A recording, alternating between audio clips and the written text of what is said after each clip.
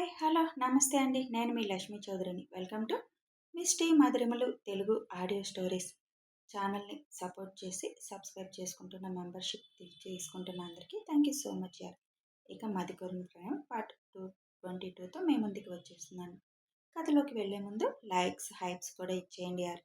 అస్సలు లైక్స్ ఇవ్వడానికి కూడా ఆలోచిస్తున్నారేంటి యార్? ఇచ్చేయొచ్చు కదా! ఇక కథలోకి వెళ్ళిపోదాం. భూమి అధికారులకు సీరియస్ వార్నింగ్ ఇచ్చి కారు దగ్గరికి వస్తుండగా, మేడం ఇప్పుడెక్కడికి అని అడగగానే, గోపాలపట్నం పదండి అంటుంది. మేడం ఇది వేరే డైరెక్షన్, అది వేరే డైరెక్షన్ అనగానే, ఏ డైరెక్షన్ అయినా మనం ఏమైనా నడిచి వెళ్తున్నామా అని సీరియస్గా అంటూ కారు ఎక్కుతుంది.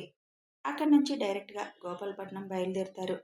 తను వెళ్ళిన ప్రతి చోట చాలా సమస్యలు కనిపిస్తూ ఉండడం చూసి అక్కడ అధికారులని తనదైన స్టైల్లో నిలదీసి ఒక్కొక్కరికి చెమటలు పట్టేలా చేస్తుంది భూమి. ఇక నుంచి నేను ఎప్పుడు ఏ ఏరియాకి ఇన్స్పెక్షన్కి వస్తానో తెలియదు, కాబట్టి అందరూ మీ పనులు మీరు కరెక్ట్గా నిర్వర్తిస్తే బాగుంటుంది. ఫస్ట్ టైం కాబట్టి చూసి ఊరుకుంటున్నాను. ఇంకొకసారి రిపీట్ అయితే వెంటనే మీకు హోస్టింగ్ ఆర్డర్స్ వస్తాయి అని గట్టిగా వార్నింగ్ ఇచ్చి అక్కడి నుంచి బయలుదేరుతుండగా గిరిధర్ ఎదురుగా వచ్చి, హలో కలెక్టర్ గారు అని ఒక బొకే అందించబోతాడు. అందులో ఒక పెద్ద తేలుని పెట్టి ఉంచుతాడు గిరిధర్. దానిని కరెక్ట్గా భూమికి అందించే వైపే కింద ఒక ఫ్లవర్ కింద పెట్టి అటే తిప్పి వాడు మాత్రం గ్లౌజులు వేసుకొని అందించడానికి చూస్తాడు. ఎవరు మీరు? గవర్నమెంట్ ఎంప్లాయీనా మీరు? అడుగుతుంది భూమి. లేదు మేడం, ఈ ఏరియాలో ఉండే పెద్ద మనిషిని అని చెబుతాడు. మాస్క్ పెట్టుకొని ఉంటాడు గిరిధర్. ఇక్కడికి నేను ఫంక్షన్కో లేకపోతే సభలకో రాలేదు, ఇన్స్పెక్షన్కి వచ్చాను. ఇక్కడ ఫ్లవర్ బొకేలు అందించి స్వాగతాలు పలకాల్సిన అవసరం లేదు అని సున్నితంగా తిరస్కరించి ముందుకి అడుగులు వేస్తుంటే, ఒక ఆడపిల్ల, అది కూడా చిన్న వయసులో కలెక్టరే, అందరినీ దడదడలాడిస్తుందని అభిమానంతో ఇస్తున్న బొకే మేడం, మా కోసం తీసుకోండి అని పొలైట్గా అడుగుతాడు.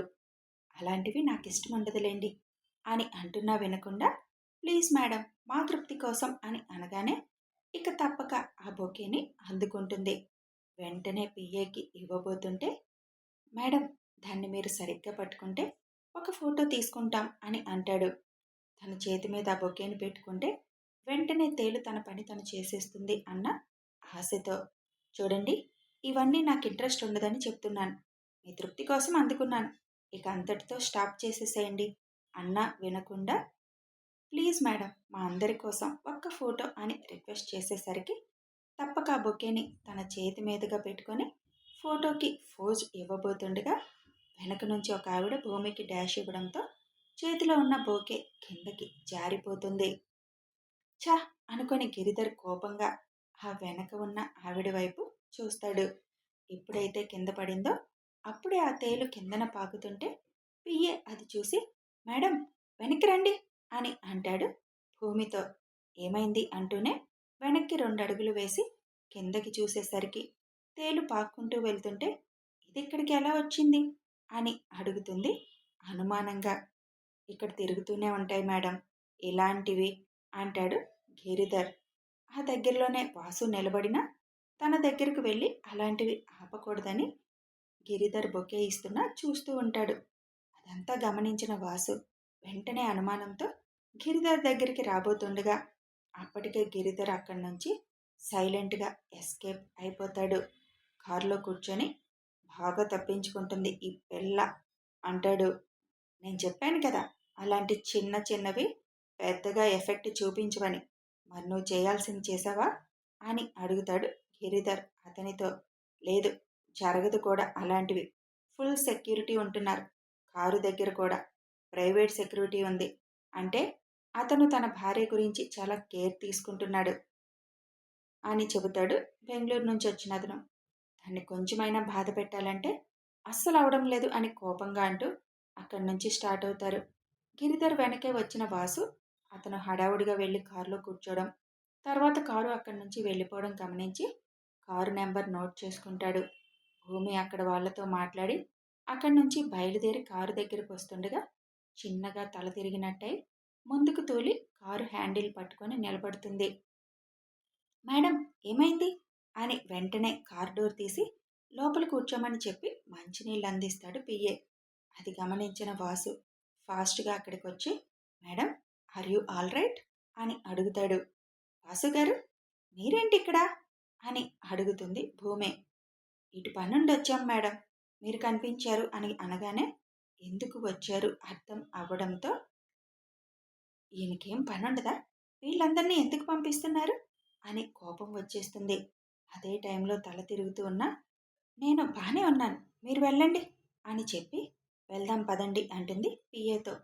అక్కడి నుంచి డైరెక్ట్గా కలెక్టరేట్కి చేరుకుంటుంది భూమి. మేడం, మీరింటికి వెళ్ళి కొంచెం రెస్ట్ తీసుకుంటే బాగుండేదేమో కదా అని అడుగుతాడు పిఏ. వాసు దక్షకి ఫోన్ చేసి జరిగింది చెప్పగానే కోపం వచ్చిన చిటికెలో తప్పిన ప్రమాదానికి రిలాక్స్ అయి, ఆ కార్ నెంబర్ ముందు ఎవరిదో ఏంటో కనుక్కో, కొంచెం కూడా వాళ్ళవి మొహాలు కనిపించలేదా అని అడుగుతాడు. లేదు సార్. ఓకే, ముందు ఆ కారు సంగతి చూడండి అని చెప్పి ఫోన్ కట్ చేసి, ఏమైంది నల్లత్రాజ్కి, ఎక్కువగా తిరగడం వల్ల ఏమైనా ఎఫెక్ట్ అయిందా అని ఆలోచిస్తూనే ఫోన్ చేస్తాడు. నేను బాగానే ఉన్నాను, వాసు గారిని ఎందుకు పంపిస్తున్నారు, ఆల్రెడీ పెట్టారు కదా సెక్యూరిటీ, ఇదేం బాగోలేదు, నేను కలెక్టర్ని, నా బాగోగులు నేను చూసుకోగలను, పైగా నాకు సెక్యూరిటీ ఉంది, అనవసరంగా వాళ్ళని ఇబ్బంది పెట్టద్దు, ఇంకోసారి వాసు గారు నా వెనకొస్తే ఊరుకోను అని చెప్పి ఫోన్ కట్ చేస్తుంది భూమి. అవునవును, చూసుకుంటావు, నువ్వు ఒట్టి కలెక్టర్ అయితే నాకేం బాధ, నేను పట్టించుకోకపోదును, కానీ పాత శత్రువులు నీ వెనక పడుతున్నారు, ఎలా చూస్తూ ఊరుకుంటాను, కోపాలు బాగానే వస్తున్నాయి అని అనుకుంటూ, తేలు అక్కడికి ఎలా వచ్చింది, తనని బాధ పెట్టడానికి ఏ చిన్న అవకాశం వదలకూడదు అనుకుంటున్నారుగా, మీ వరకు నేను వచ్చే వరకురా మీ ఆటలు అనుకుంటాడు దక్ష్. భూమి మాతా శిశు సంక్షేమ విభాగం వైపు వెళ్ళి వాళ్ళతో చర్చించి అక్కడున్న లోటుపాట్ల గురించి కూడా తెలుసుకొని మళ్ళీ తన క్యాబిన్కి రాబోతుండగా మళ్ళీ అలాగే కళ్ళు తిరిగినట్లు అవుతుండేసరికి నుదురు పట్టుకొని వెంటనే కూర్చుండిపోతుంది. ఏమైంది మేడం అంటూ అందరూ తన చుట్టూ వాలిపోతారు. ఎందుకిలా అవుతుంది అని ఆలోచించిన భూమికి చిన్న అనుమానం రావడంతో, అప్పటికే టైం కూడా అయిపోవడంతో, ఐఎమ్ ఆల్ రైట్, నేను ఇంటికి బయలుదేరుతాను అని అక్కడి నుంచి బయలుదేరుతుంది భూమి. ఇంటికి చేరిన దగ్గర నుంచి గిరిధర్ అసహనంగా దొరికిన అవకాశం కూడా ఉపయోగపడకుండా అయిపోయింది. ఎవరో తగలకపోయి ఉండి ఉంటే చిన్న నొప్పి అమ్మాయికి తెలిసేది. నొప్పికి విలవిలలాడుతుంటే అది చూసి నా కళ్ళు కొంచెం చల్లబడేవి. ఏం పర్వాలేదులే, ఒక్కొక్కరి మీద అరిచి అందరినీ శత్రువులుగా తనే మార్చుకుంటుంది. ఎవరో ఒకరు మనకి తప్పకుండా ఉపయోగపడతారు. ఆల్రెడీ కలెక్టరేట్లో వ్యతిరేకత కూడా స్టార్ట్ అయినట్టుంది. సరైనడొక్కడు మనకి దొరికినా చాలు ఆ పిల్లని బాధ పెట్టడానికి అని అంటాడు. అసలు ఇదంతా ఎందుకు, ఇలా చేయడం వల్ల మనమే దొరికిపోతాం, ఒకేసారి లేపేసిపోతే అయిపోతుంది కదా అంటాడు కొత్తగా వచ్చిన వ్యక్తి. ఏమనుకుంటున్నావు ఆంటోనీ, ఒకేసారి లేపేసిపోయే అంత అవకాశం ఉందా, నువ్వే అన్నావు కదా అలాంటి అవకాశాలు లేవు, సెక్యూరిటీ ఉంది అని, అవన్నీ దాటుకొని ఒకేసారి నువ్వు లేపగలవా అని అడుగుతాడు గిరిధర్ వెటకారంగా. ప్లాన్ చేస్తే లేపేయొచ్చు, కాకపోతే కొంచెం ఖర్చు అవుతుంది అంతే, లేదు అది ఒకేసారి చావకూడదు, పైగా తెలియకుండా అస్సలు చావకూడదు, భయం అనేది తెలియాలి, దానికి బాధ తెలియాలి, అది కనిపించక వాడు విలవిలలాడిపోవాలి. పోయినసారి అది కనిపించక అల్లాడిపోయి ఉంటాడు, కానీ వెతుక్కున్నాడు, ఈసారి వెతుక్కునేసరికి దాని శవమే దొరకాలి వాడికి. ఏ మాటకి ఆ మాట చెప్పుకోవాలి. ఆ డాక్టర్ వల్ల మనం కోట్లు కోట్లు గడించాం, మనకి చాలా చేశాడు అతను, వాడి బుర్ర ఐడియాలు పుట్టలాగా ఉండేది, వాడు లేకపోతే అసలు ఆ బిజినెస్ రాణించేదే కాదు. వాడి కోసమైనా మనం కొంచెం విశ్వాసం చూపించాలి కదా. ఇది మన పగ మాత్రమే కాదు, వాడి పగ కూడా. వాడిని ఎంత బాధ పెట్టారో అంతకంత బాధపడాలి కదా వీళ్ళు కూడా. ముందు రేపు ఆ మేనేజర్ని మన వశం చేసుకునే ప్లాన్ చేయి. ఆఫీస్లో దెబ్బలు తగులుతూ ఉంటే ఆమె భర్త ఆఫీస్ విషయంలో బిజీ అయిపోతాడు, అప్పుడు ఈ అమ్మాయి మీద కొంచెం చూపు తగ్గించుకుంటాడు, అదే మనం అవకాశంగా వాడుకోవచ్చు. ఓకే అని లోపలికి వెళ్ళిపోతాడు యాంటోనీ. భూమి ఇంటికి రాగానే హాల్లోకి వచ్చేసరికి కేరింతలు కొడుతున్న భాన్ని చూసి దగ్గరికి వెళ్ళేసరికి భూమిని గుర్తుపట్టి భూమి పిలవగానే కాళ్ళు చేతులు ఆడిస్తూ ఎత్తుకోమని చేతులు అందించడం మొదలు పెడతాడు. ఇంకో పక్క ఉయ్యాలలో బుద్ధిగా పడుకున్న ఆద్య కూతుర్ని చూసి, స్నానం చేసి వస్తాను నాన్న, ఇవాళ ఎక్కడెక్కడో తిరిగొచ్చాను, మిమ్మల్ని వెంటనే అలా ఎత్తుకోకూడదు కదా అని పైకి వెళ్ళబోతుంటే, ఏంటి భూమి నీరసంగా కనిపిస్తున్నావు అని అడుగుతారు మహాలక్ష్మి గారు. ఇవాళ మొత్తం బయట తిరగడమే అమ్మమ్మ, దానివల్ల కొంచెం బాగా అలసిపోయాను, అందువల్లే అలా అనిపిస్తుందిలే. వేడివేడి నీళ్లతో కొద్దిగా ఫ్రెష్ అయిపోతే నార్మల్ అయిపోతాను అని పైకి వచ్చేస్తుంది. అక్కడి నుంచి రూమ్లోకి రాగానే ఫ్రెష్ అవ్వడానికి వెళ్ళిపోతుంది. బట్టలు తీసుకొని ఫ్రెష్ అయిపోయి వచ్చిన భూమి 5 నిమిషాలు అలాగే మంచం మీద కూర్చొని 2 ఫోన్ కాల్స్ చేసి తర్వాత దక్షకి ఫోన్ చేస్తుంది. అప్పుడే మీటింగ్ ముగించుకొని తన క్యాబిన్లోకి వెళ్తున్న దక్ష్ ఫోన్ లిఫ్ట్ చేసి, చెప్పు నల్లద్రాజు, మళ్ళీ అరవడానికి చేసావా అని అడుగుతాడు నవ్వుతూ. ఇంకా బయలుదేరలేదా, లేట్ అవుతుందా అని అడుగుతుంది. హా, ఇంకో గంట పడుతుంది. ఏ, ఉండలేకపోతున్నావా, గుర్తొస్తున్నానా బాగా, లేకపోతే డైరెక్ట్గా తిట్టడానికి రమ్మంటున్నావా? అవునవును, నేను తిడితే మీరు పడతారు మరి అంటుంది దీర్ఘం తీస్తూ. ఇంతకీ ఇప్పుడు ఎలా ఉంది నీకు? ఒకసారి సుప్రజ అత్తయ్య దగ్గరికి వెళ్ళి ఇంటికి వెళ్ళాల్సింది కదా. నేను బాగానే ఉన్నాను, బయట తిరగడం వల్ల కొంచెం అలా అనిపించిందిలేండి. పైగా అటు సముద్రం వైపు వెళ్ళాను కదా, అక్కడ కొంచెం చేపల వాసన పడలేదు నాకు. మరి తప్పదు కలెక్టర్ అమ్మ, అన్నీ నువ్వే చూసుకోవాలనుకుంటే అలాంటివన్నీ ఫేస్ చేయాలి. త్వరగా రావడానికి ప్రయత్నించండి అని చెప్పి ఫోన్ కట్ చేస్తుంది భూమి. అక్కడి నుంచి కిందకొచ్చి ఆద్య కూతుర్ని ఎత్తుకొని కూర్చునేసరికి నైని దగ్గర పాలు తాగుతున్నవాడు పాలు తాగడం మానేసి మరి కేకలు వేయడం మొదలు పెడతాడు. ఏంట్రా, నిన్నే ఎత్తుకోవాలా, నా కూతుర్ని ఎత్తుకోకూడదా మా వదిన, ఓ అరుస్తున్నావు అంటుంది ఆద్య చిరు కోపంగా.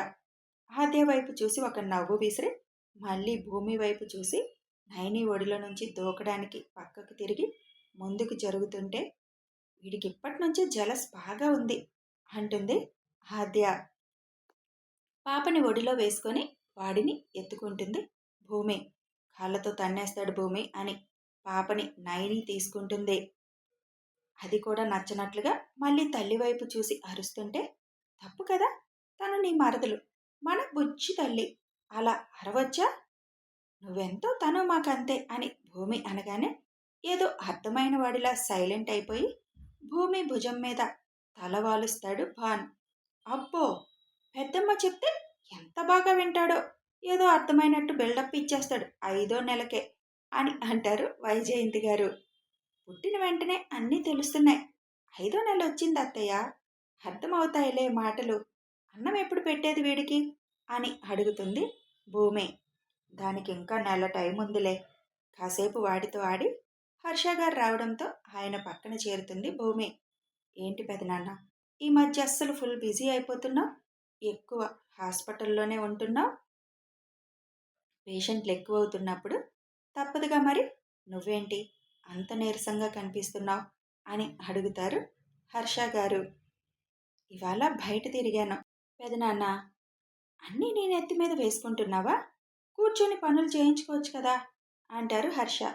కొన్ని కూర్చొని చేయించుకుంటే అవ్వవు పెదనాన్న, ఇవాళ ఇన్స్పెక్షన్కి వెళ్ళాను, అది కూడా ఎలాగో తెలుసా, ముందే ఒక చోటికి వస్తున్నానని ఇన్ఫర్మేషన్ ఇచ్చి సడన్గా మార్చేశాను, అప్పుడే తెలిసింది అధికారులు ఎంత నిర్లక్ష్యంగా ఉన్నారో అని.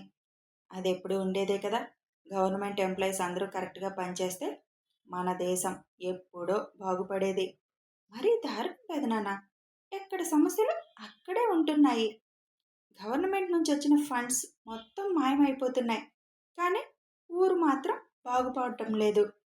నీకు 10 ఏళ్ళు టైం ఉంది, నువ్వెంత చేయగలిగితే అంత అభివృద్ధి చేయొచ్చు, అన్నీ మనం మార్చాలి అనుకున్నా జరగదుగా అంటారు హర్ష.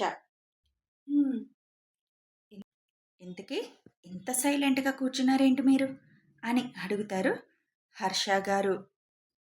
ఏం చేయాలి పెదనాన్న, అదేంటి రాత్రికి సెలబ్రేషన్స్ ఏమీ లేవా, అవన్నీ భూమే చూసుకుంటుంది, మమ్మల్ని ఏమీ చేయొద్దంది, 4 రోజుల క్రితమే ప్లాన్ చేసేసింది అని చెబుతుంది నైని. ఏంట్రా, కలెక్టర్గా స్పెషల్ అరేంజ్మెంట్స్ ఏమైనా చేస్తున్నావా అని నవ్వుతూ అడుగుతారు హర్ష గారు. ఏం లేదు పెదనాన్న, మీ అల్లుళ్ళకి సెలబ్రేషన్స్ ఇష్టం ఉండదు కదా, సింపుల్గానే అని అంటుంది భూమి. నువ్వు సింపుల్ అంటున్నావంటేనే అందులో ఏదో స్పెషల్ ఉందని నాకు అర్థమవుతుందిలే అని నేను ఫ్రెష్ అయ్యి వస్తాను అని వెళ్ళిపోతారు హర్ష గారు. ఏం చేస్తున్నావు వదినా స్పెషల్? మీ అన్నగారికి అంత స్పెషల్గా సెలబ్రేషన్ చేసావు మొన్న, అలాంటిది మా అన్నలకి చేయవంటే నమ్మకం లేదులే. ఏం ప్లాన్ చేసావు? మా అన్నయ్యకి స్పెషల్ గిఫ్ట్ ఏమిస్తున్నావు అని అడుగుతుంది ఆద్య నవ్వుతూ. మీ అన్నయ్యకి స్పెషల్ గిఫ్ట్లు ఇచ్చే అంత గొప్పదాన్నా నేను? ఇచ్చినా మీ అన్నయ్య ముందు తేలిపోతానులే అని నవ్వుతూ ఫోన్ చేస్తూ బయటికి వెళ్ళి వాసుతో మాట్లాడుతుంది ఒక 5 నిమిషాలు. అప్పుడే దక్ష్ వాళ్ళు రావడంతో, ఏంటి వాసు క్లాస్ పీకుతున్నావా అని నవ్వుతూ అడుగుతాడు దక్ష్. తనకెందుకు క్లాస్ పీకుతాను? పంపించింది మీరు, మీ మాట వినాలి కాబట్టి వస్తారు. రిపీట్ మాత్రం అవనివ్వకండి రామ్ అని చెప్పి లోపలికి వచ్చేస్తుంది. కారు ఎవరితో తెలిసిందా వాసు అని అడుగుతాడు దక్ష్. అది క్యాబ్ సార్, ట్రావెల్స్ వాళ్ళది. సంతోష్ పేరు మీద బుక్ అయింది. క్యాబ్ అయితే ఎల్లో బోర్డు ఉండాలిగా, లేదన్నావుగా. అది ఆ ట్రావెల్స్ ఓనర్దంట, అప్పుడప్పుడు అలా తిప్పుతాడంట. కార్లేమీ ఖాళీ లేకపోతే బేరం వస్తే అది వాడుతారు.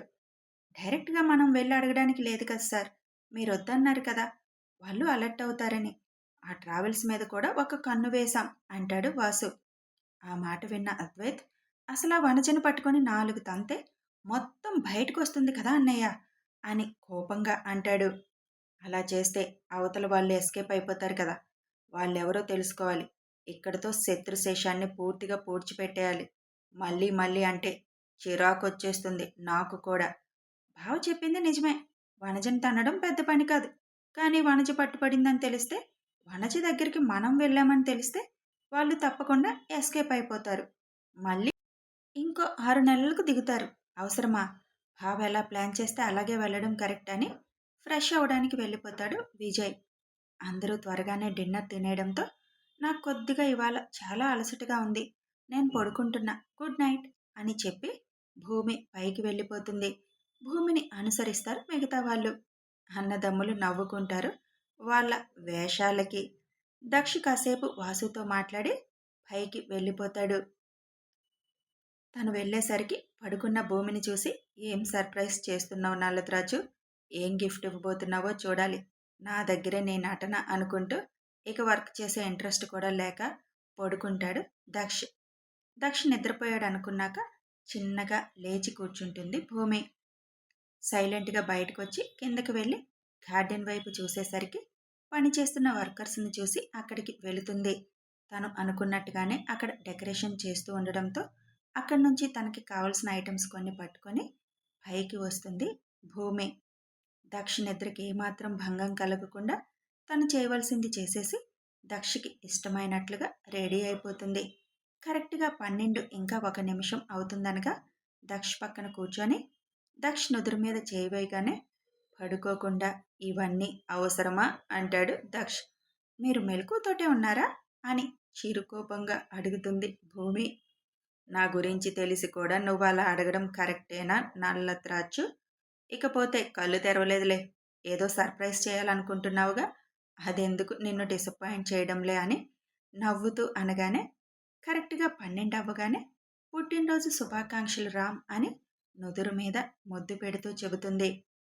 అప్పుడు కళ్ళు తెరిచి, ఇవన్నీ నాకు ఇష్టం లేదని చెప్పినా వినవు కదా నువ్వు అని చిరుకోపంగా అంటూ లేచి కూర్చోగానే, ఈ గిఫ్ట్ నీకోసం, చాలా స్పెషల్ అని దక్ష్ చేతిలో ఒక బాక్స్ పెడుతుంది. ఏంటో అంత స్పెషల్ అనగానే, ఓపెన్ చేయి అని అంటుంది. పైన ఉన్న రేపర్ ఓపెన్ చేసి బాక్స్ ఓపెన్ చేయగానే గులాబీ రెక్కలతో నిండి ఉన్న బాక్స్ చూడగానే, ఇందులో పువ్వులు తప్పేం కనిపించడం లేదే, నేను పెట్టినట్టు బాక్సుల మీద బాక్సులు పెట్టావా ఏంటి అని నవ్వుతూ అడుగుతాడు. లేదులే చూడండి అనగానే ఆ రెక్కలను కొంచెం పక్కకు జరిపి చూసేసరికి చేతికి ఒకటి తగులుతుంది. అప్పటి వరకు భూమి వైపే చూస్తూ చేతికి పని చెప్పిన దక్ష్ తన చేతికి తగిలినది ఏంటా అని చూసేసరికి, అది చూడగానే కళ్ళు పెద్దవై దానివైపు భూమి వైపు మార్చి మార్చి చూస్తాడు.